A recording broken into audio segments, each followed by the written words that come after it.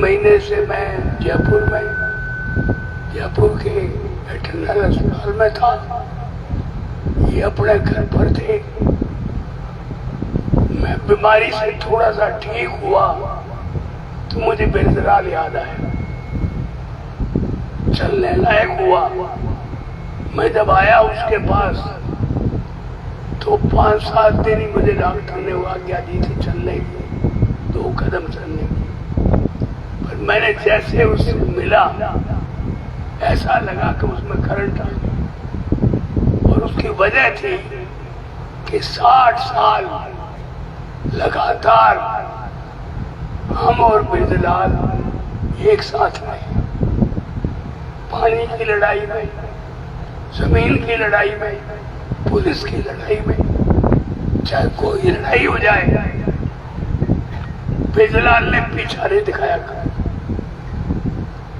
ऐसा नहीं हुआ कि उनमें ताकत या आदमी कम आए, तो भी उन्होंने हमेशा ही जो नारा लगा, जिसके लिए संघर्ष हुआ, उसमें शामिल हुआ। तो ये जो प्रतिबद्धता है इंसान में पैदा होती है।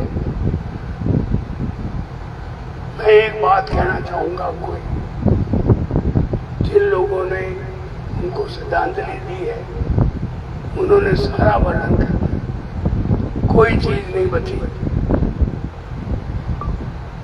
बिरजलाल बहादुर को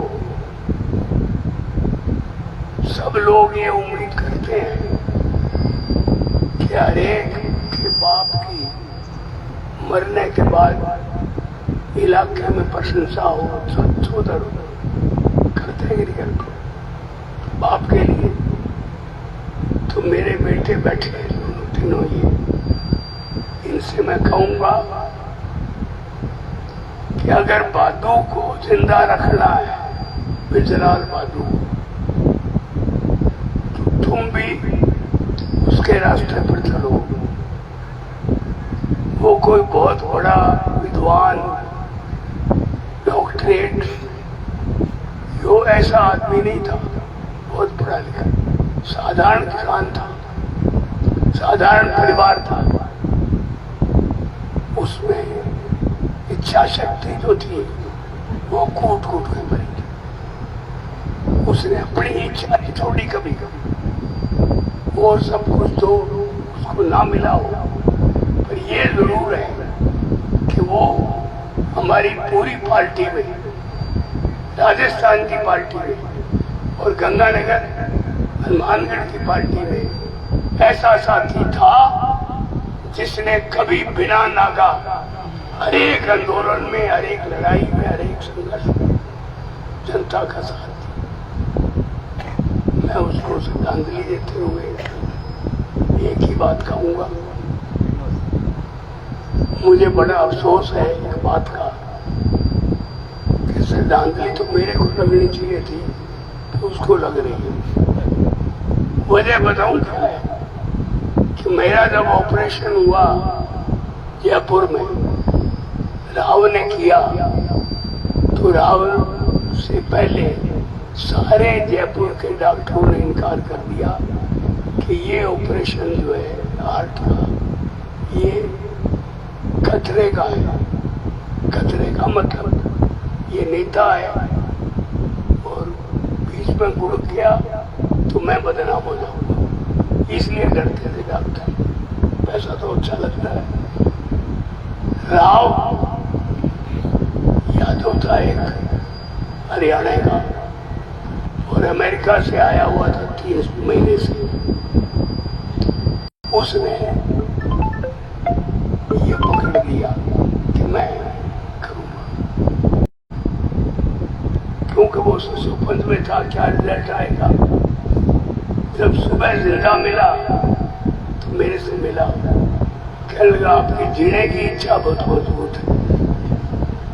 तो असल में जीने की इच्छा तो बहादुर की भी बहुत मजबूत थी।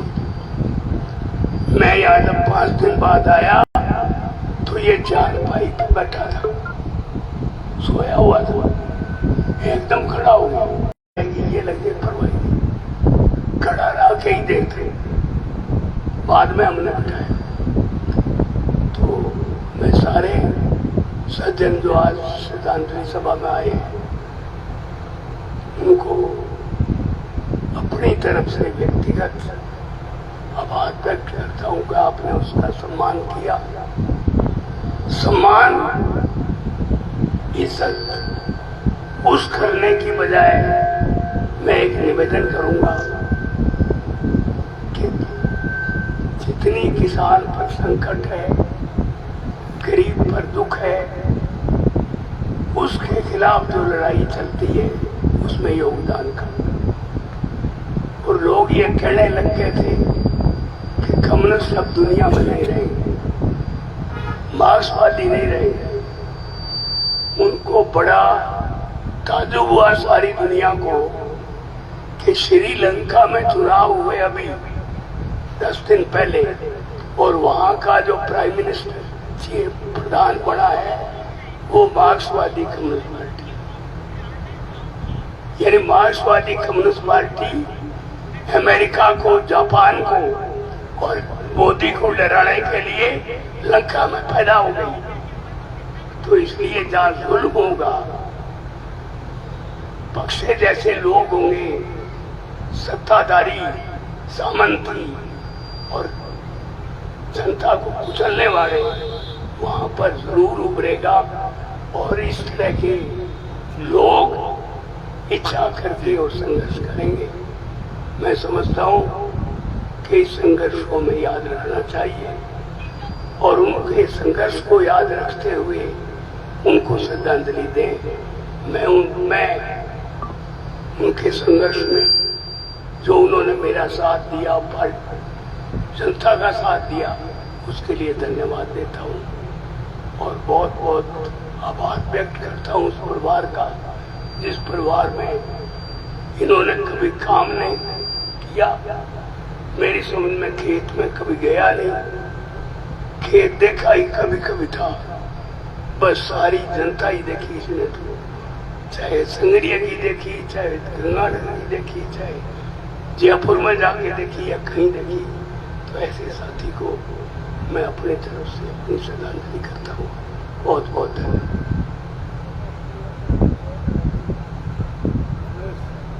जैसा दादाजी ने कहा भी अगर उनको जिंदा रखना है तो उनके विचारों को जिंदा रखना होगा। तो मैं विश्वास दिलाता हूं अपने परिवार की तरफ से तमाम